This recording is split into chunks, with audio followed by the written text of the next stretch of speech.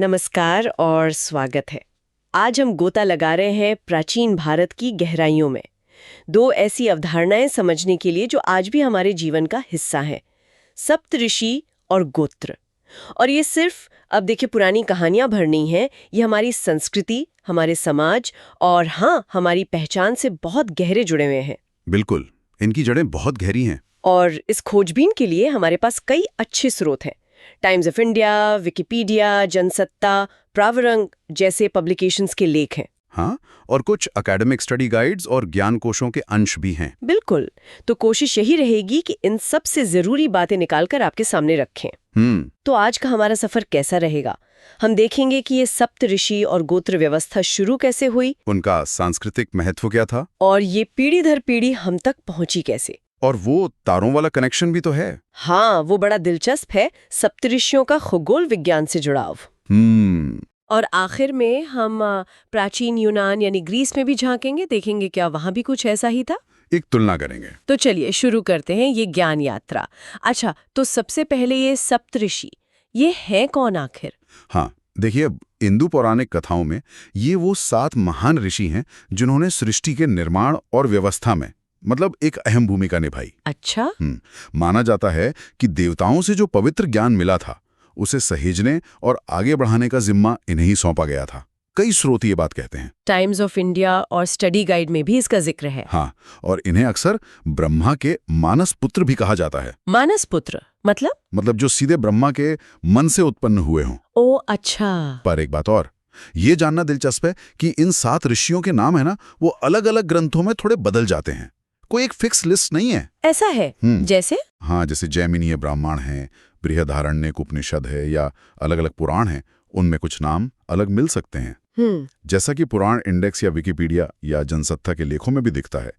लेकिन हाँ, कुछ नाम बार बार आते हैं, जैसे वशिष्ठ, विश्वामित्र, कश्यप, जमदग्नि, अत्रि, गौतम, भारद्वाज।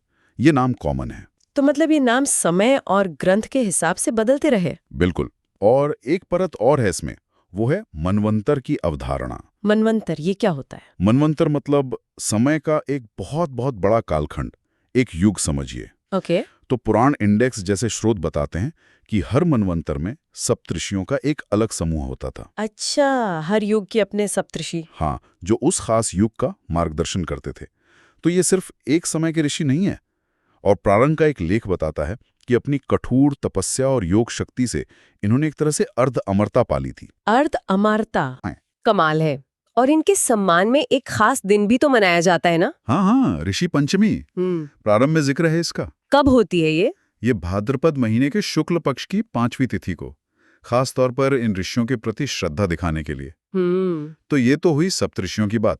अब आते हैं गोत्र पर। ये शब्द तो हम अक्सर सुनते हैं, खासकर शादी ब्याह के मामलों में, पर इसका सही मतलब क्या है? हाँ, गोत्र का सीधा सा मतलब है वंश या कुल। टाइम्स ऑफ इंडिया का लेख इसे साफ करता है। ये एक तरह की वंशावली है जो किसी एक साझा पूर्वज से शुरू होती है। अच्छा, एक कॉमन एंसेस्टर। बिल्कुल। प्राचीन भारत में ये जानना कि आप किस गोत्र के हैं आपकी सामाजिक और पारिवारिक पहचान के लिए बहुत जरूरी था। एक तरह का पता कि आप किस बड़े परिवार से हैं। हाँ, कह सकते हैं। और इसका सीधा कनेक्शन सप्तऋषियों से कैसे जुड़ता है? यही बात दिलचस्प हो जाती है। कई स्रोत जैसे टाइम्स ऑफ इंडिया और स्टडी गाइड इसी बात पर जोर देते हैं। मान्यता ये है कि हिंदू धर्म में ज्यादातर गोत्रों की उत्पत्ति इन्हीं मूल 7 या कहीं-कहीं 8 ऋषियों से हुई है। ओह, तो हर गोत्र का मूल पुरुष कोई ऋषि है? हाँ, ऐसा माना जाता है। जैसे अगर कोई कहता है कि वो भारद्वाज गोत्र का है, तो मतलब वो अपनी वंश परंपरा ऋषि भारद्वाज से जोड़ता है। और कश्यप गोत्र वाले ऋषि कश्यप से? बिल्कुल। तो ये सिर्फ एक नाम नहीं है, ये एक पैतृक जुड़ाव है। और शायद गर्व का विषय भी, जैसा टाइम्स ऑफ इंडिया कहता है। निश्चित रूप से। और इसका एक बहुत प्रैक्टिकल सामाजिक पहलू भी था। वो क्या? विवाह के नियमों में। पारंपरिक हिंदू रिवाजों में, जैसा कि टाइम्स ऑफ इंडिया और स्टडी गाइड दोनों बताते हैं, एक ही गोत्र में शादी करना मना है। हाँ, सगोत्र विवाह निषेध, ये सुना है। इसके पीछे तर्क ये दिया जाता है कि एक ही गोत्र के लोग एक ही मूल ऋषि की संतान है, तो वो एक तरह से भाई बहन हुए। एक ही बड़ा परिवार? हाँ, एक ही विस्तारित परिवार, तो उनमें शादी नहीं हो सकती।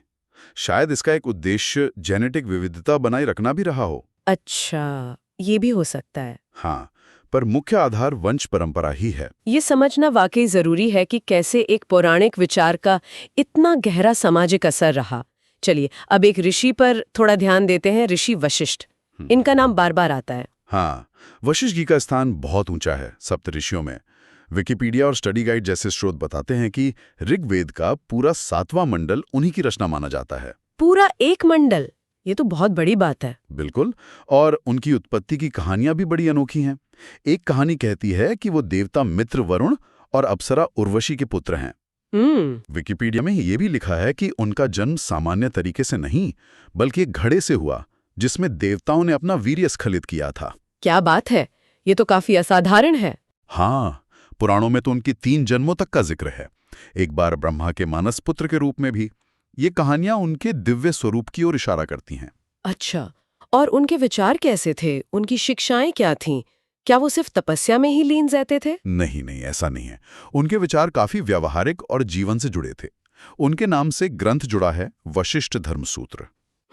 धर्मसूत्र। हाँ, विकिपीडिया और इस धर्मसूत्र को पढ़ने से पता चलता है कि वो सत्य बोलने, ईश्वर में विश्वास रखने, आशावादी रहने, पारिवारिक जीवन को महत्व देने, अच्छा, और हाँ, अपनी जो भी संपत्ति या समृद्धि है उसे समाज के साथ बांटने पर बहुत जोर देते थे। ये तो बहुत संतुलित विचार है। बिल्कुल, उनका नजरिया सिर्फ वैराग्य का नहीं बल्कि सामाजिक जिम्मेदारी का भी था। आदि शंकराचार्य ने तो उन्हें वेदांत दर्शन का पहला ऋषि कहा है। वाह, योग वशिष्ठ, वशिष्ठ संहिता, वशिष्ठ धर्मसूत्र जैसे ग्रंथ उनके गहरे ज्ञान और प्रभाव को दिखाते हैं। और ऋषि विश्वामित्र के साथ उनकी प्रतिद्वंद्विता, वो कहानियां तो बहुत मशहूर हैं। हाँ, वो तो हैं ही। विकिपीडिया और स्टडी गाइड में भी उनका जिक्र है, खासकर वो कामधेनु गाय या उसकी बेटी नंदिनी को लेकर जो झगड़ा हुआ था। हाँ, वो कहानी सुनी है। ये कहानियां सिर्फ 2 ऋषियों की आपसी टक्कर नहीं दिखाती, ये 2 अलग पृष्ठभूमि और स्वभाव का टकराव भी है। विश्वामित्र जन्म से राजा थे, क्षत्रिय। उन्होंने कठोर तपस्या से ब्रह्मर्षि का पद पाया। अच्छा, वो जन्म से ऋषि नहीं थे? नहीं, जबकि वशिष्ठ जन्म से ही ब्राह्मण और ऋषि थे। पर दिलचस्प बात यह है कि इतने संघर्ष के बाद आखिर में दोनों में सुलह हो गई थी। ये अच्छी बात है। हाँ, और वशिष्ठ जी इक्ष्वाकु वंश के कुलगुरु भी थे। इक्ष्वाकु वंश मतलब जिसमें भगवान राम हुए? बिल्कुल वही। तो उनका सीधा संबंध रामायण काल से जुड़ता है। अच्छा, एक वो वशिष्ठ हेड वाली बात भी है, दिल्ली में कुछ मिला था।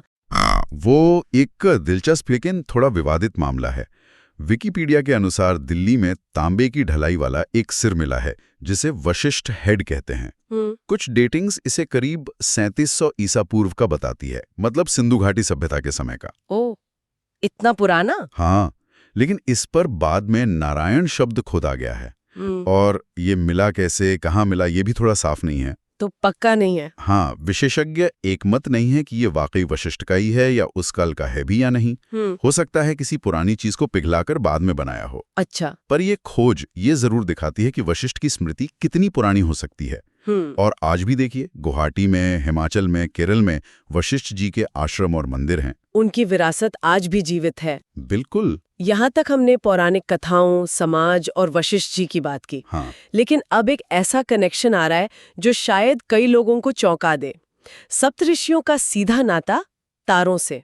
हाँ, ये वाकई कमाल का पहलू है। रात को जब हम आसमान देखते हैं तो एक तारों का समूह है जो आसानी से दिख जाता है। कौन सा? जिसे पश्चिम में बिग डिपर या उर्सा मेजर कहते हैं। वो 7 तारों का समूह जो एक बड़ी करछुल जैसा दिखता है। हाँ, बिग डिपर देखा है। तो प्राचीन भारतीय खगोल विज्ञान में उसी तारामंडल को सप्तऋषि कहा जाता है। कई स्रोत ये बताते हैं। क्या बिग डिपर ही सप्तऋषि है? हाँ, ये कोई इत्तेफाक नहीं है, ये एक पहचान है। तो क्या उस तारामंडल के तारे इन ऋषियों के नाम पर हैं? बिल्कुल। सप्तऋषि नक्षत्र से जुड़े स्रोत और स्टडी गाइड बताते हैं कि उसके 7 मुख्य चमकीले तारे 7 ऋषियों के प्रतीक हैं: क्रतु, पुला, पुलस्त्य, अत्रि, अंगिरस, वशिष्ठ और मरीचि। अरे वाह!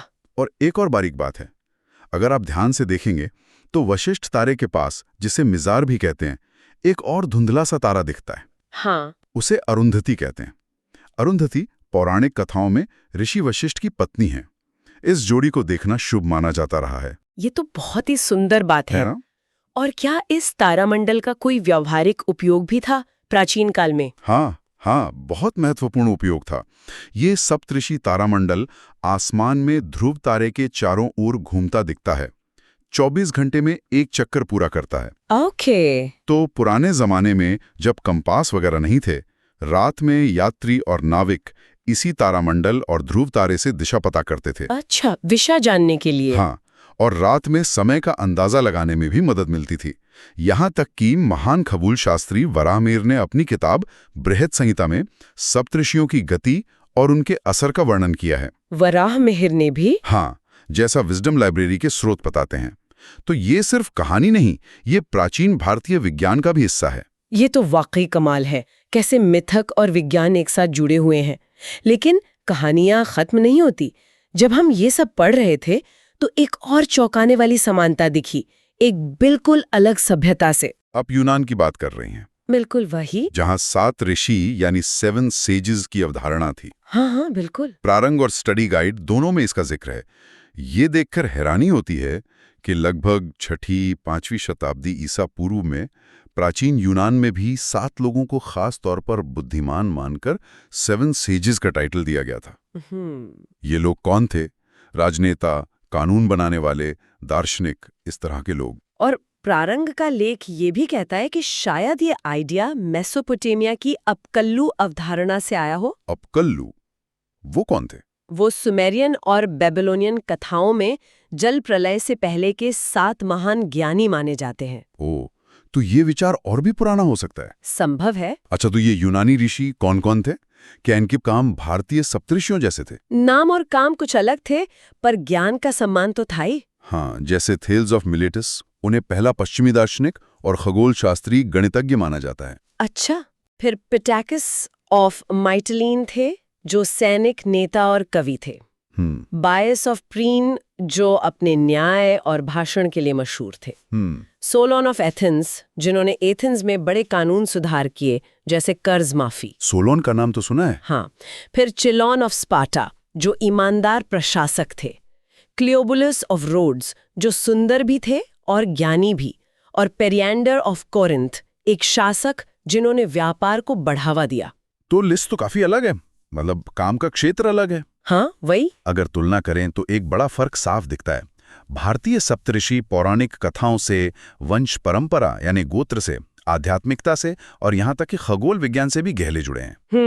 जबकि यूनानी ऋषि ज्यादातर व्यवहारिक ज्ञान, राजनीति, कानून, दर्शन, इन क्षेत्रों में सक्रिय दिखते हैं। सही कहा। उनका फोकस समाज, शासन और नैतिकता पर ज्यादा था। बिल्कुल। लेकिन जो बात कॉमन है वो ये कि दोनों संस्कृतियों ने ज्ञान और बुद्धिमत्ता को बहुत ऊंचा दर्जा दिया, लोगों को समाज का मार्गदर्शक माना। हाँ, ये समानता महत्वपूर्ण है। तो आज की इस चर्चा से हमने क्या समझा?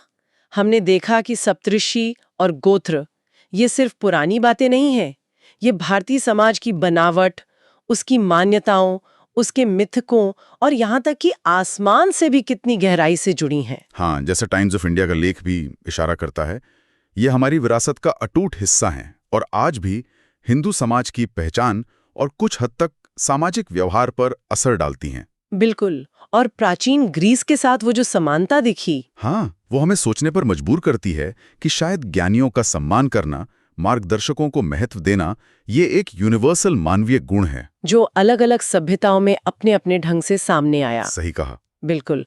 और जैसा कि हम हमेशा करते हैं, जाते जाते एक विचार आपके मन में छोड़ जाते हैं। हाँ, जरा सोचिए, जैसे इन प्राचीन भारतीय और यूनानी ऋषियों ने, चाहे वो वशिष्ठ हों या सोलोन, अपने समय के विचारों, कानूनों, समाज को और यहाँ तक कि दुनिया को देखने के हमारे तरीके को बदला। क्या उनके दिए ज्ञान या मार्गदर्शन के सिद्धांतों में से कुछ आज की इस भागदौड़ भरी कॉम्प्लेक्स दुनिया में भी हमारे काम आ सकता है? क्या वशिष्ठ की सत्यनिष्ठा और मिलजुल कर रहने की बातें, या सोलोन के सामाजिक न्याय के कदम, या थेल्स की जानने की इच्छा, क्या ये आज भी हमें कुछ सिखा सकते हैं? इस पर सोचिएगा जरूर। अगली बार फिर मिलेंगे एक और गहरी खोज के साथ।